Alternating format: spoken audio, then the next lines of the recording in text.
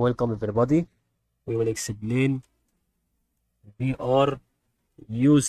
Okay, this type of crypto or token, okay, is still not identified where it's going to stop decreasing in momentum.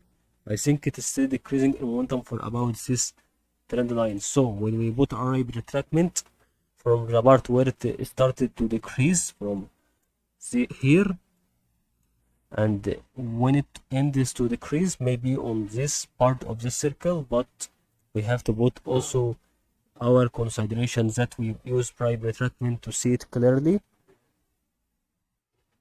Okay, maximize this. Okay, every part which is related to the trend line is to be about this part. Okay, and this part,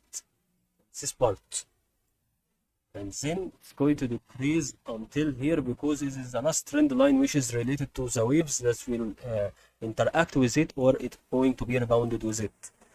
And in addition to that, it's going to increase again, and that's what we wanted to explain today on BR.